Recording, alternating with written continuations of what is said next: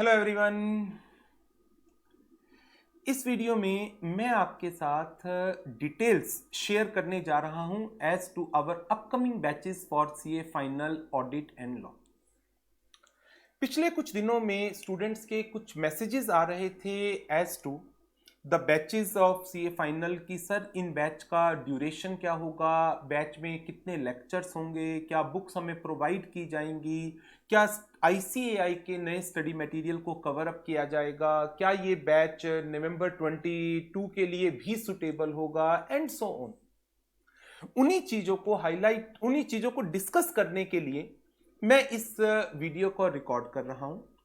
First thing, number of classes इस batch में भी 60 होंगी जैसे हमारे पिछले बैचेस में होती थी। ऑडिट के लिए भी 60 लेक्चर्स एंड लॉ के लिए भी 60 लेक्चर्स।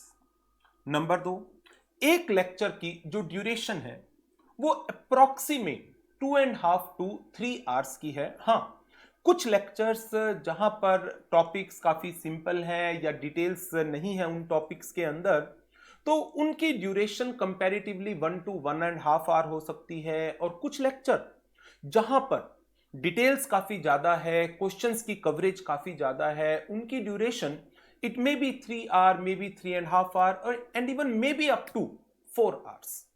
तो गूगल ड्राइव बैचेस के अंदर मुझे लगता है इस चीज से कोई फर्क नहीं पड़ता कि क्लास की ड्यूरेशन 1 आवर की है या 1.5 आवर की है या 3 आवर्स की है। टोटल ड्यूरेशन सारे लेक्चर्स की मिलाकर वो अप्रोक्सीमेट 150 आवर्स के अराउंड रहेगी। पहले भी लगभग इतनी ही होती थी। जो चेंज किया है हमने वो चेंज है इस बैच के अंदर वैलिडिटी का और व्यूज का। पिछले बैचेस में जो वैलिडिटी होती थी वो 180 डेज की होती थी एक्टिवेशन डेट से। इस बैच के अंदर हमने वैलिडिटी को एक्सटेंड किया है, 180 डेज की जगह 700 डेज रखा है। At the same time validity के साथ साथ हमने व्यूज को भी 1.5 से इंक्रीज करके 1.7 किया है। ऐसा इसलिए है कि स्टूडेंट थ्योरेटिकल सब्जेक्ट को कोशिश करता है प्रैक्टिकल सब्जेक्ट के साथ कवर अप करने की, लेकिन प्रैक्टिकल सब्जेक्ट के साथ साथ जब थ्योरेटिकल सब्जेक्ट को कवर अप किया जाता है तो थ्योरेटिकल सब्जेक्ट की रिवीजन की रिक्वायरमेंट बहुत ज्यादा आ जाती है। आप क्लासेस को बार बार रिवाइज कर सकें, एक एग्जाम टाइम तक की अप्रोक्सीमेट वैलिडिटी आपके पास अवेलेबल हो, जहां पर भी आप कोई प्रॉब्लम फेस करें आप उस पर्टिकुलर टॉपिक के वीडियो को देख सकें और प्रैक्टिकल सब्जेक्ट के साथ साथ अपने थ्योरेटिकल सब्जेक्ट को कंफर्टेबली कवर अप कर सकें। इसलिए हमने फरवरी 21 के जितने बैचेस हैं उन सब के अंदर क्लास की वैलिडिटी को 700 डेज रखा है, एक चीज, और नंबर ऑफ व्यूज को 1.5 से बढ़ाकर 1.7 कर दिया है। यह एक सिग्निफिकेंट चेंज है फरवरी के बैचेस का। दूसरा एक जो चेंज किया गया है कि सर आपने जो बैच का ड्यूरेशन रखा है वो काफी लंबा रखा है, अराउंड 4.5 मंथ। तो इसको मैं कहूंगा कि ये 4.5 मंथ ड्यूरेशन रखने के पीछे एक कारण है, और वो कारण ये है कि जब आप थ्योरेटिकल सब्जेक्ट को पढ़ते हैं तो साथ में आपका एक प्रैक्टिकल सब्जेक्ट भी चल रहा होता है।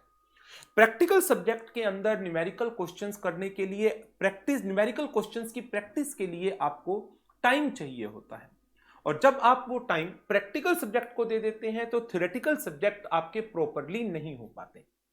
उसी चीज को ध्यान में रखते हुए मैंने क्लासेस की मंथ वाइज अवेलेबिलिटी की एक मंथ में आपको 10 से 12 क्लास थ्योरेटिकल सब्जेक्ट की अवेलेबल हो एक सब्जेक्ट की, ताकि आप प्रैक्टिकल पेपर के साथ साथ थ्योरेटिकल पेपर को एक प्रॉपर तरीके से कवर अप करें।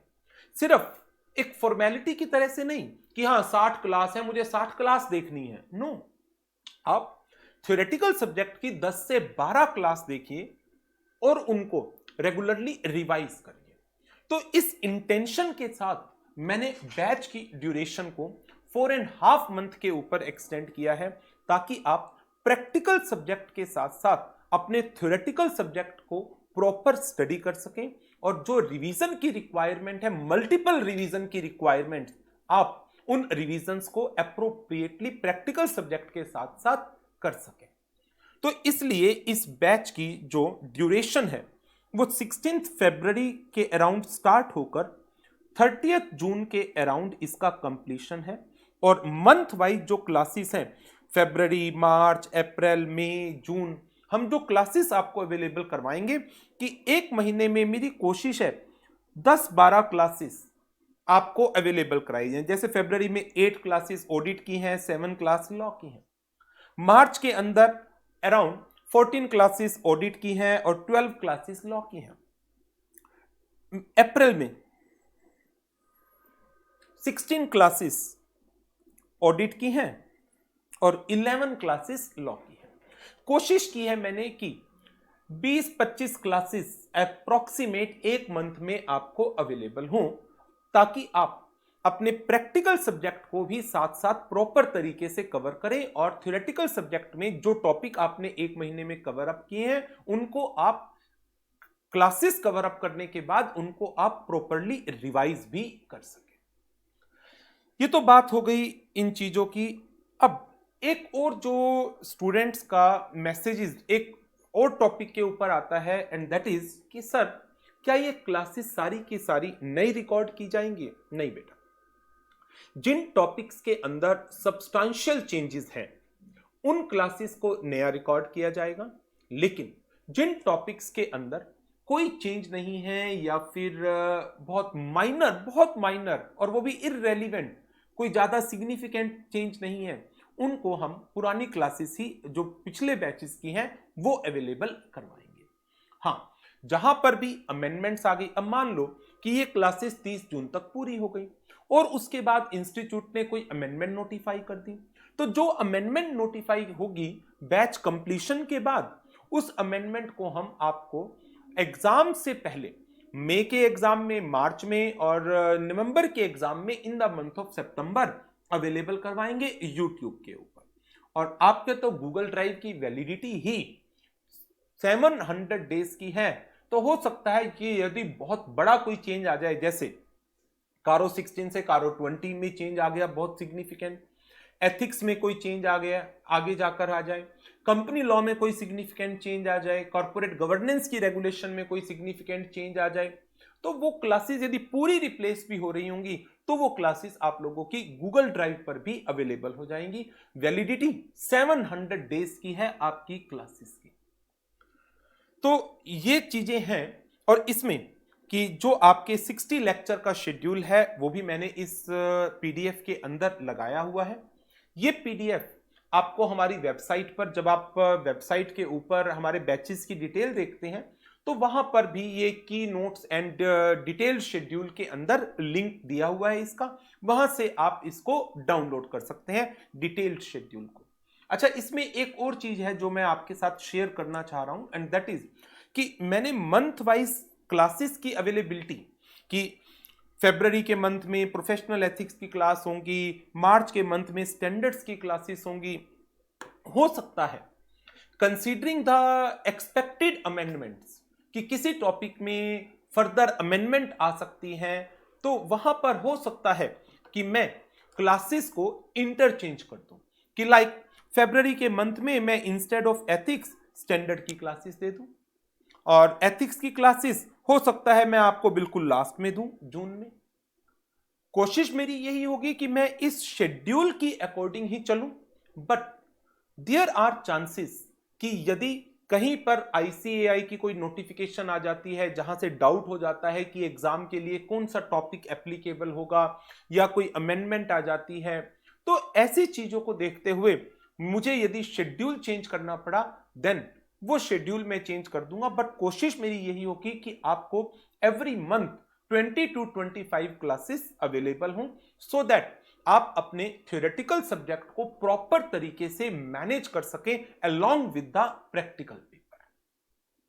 तो ये इस बैच के अंदर मेन पॉइंट्स थे जिनके ऊपर स्टूडेंट से मैसेजेस मुझे रिसीव हो रहे थे, तो मुझे लगा कि एक वीडियो के थ्रू मैं इन मैसेजेस, जो स्टूडेंट्स के मैसेजेस थे, उनको क्लियर कर दूं।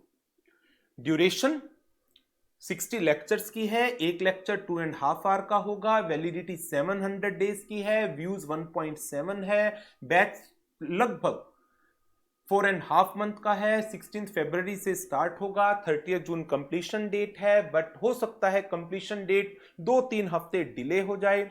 बैच मेन नवंबर 21 के एग्जाम को टारगेट करेगा, बट जिन स्टूडेंट्स का मई 22 में या नवंबर 22 में एग्जाम है वो भी इनको ज्वाइन कर सकते हैं, और अमेंडमेंट्स हम in the month of March and September available कराएंगे।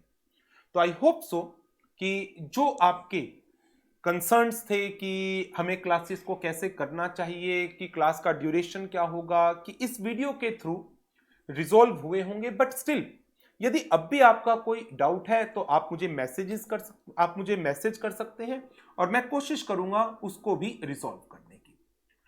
तो now you can decide your batches कि आपको किस बैच को कब लेना है, कौन से सब्जेक्ट के साथ लेना है, और आप अपनी प्रॉपर प्लानिंग कर सकते हैं फाइनल के अंदर अपने प्रैक्टिकल एंड थ्योरेटिकल पेपर की।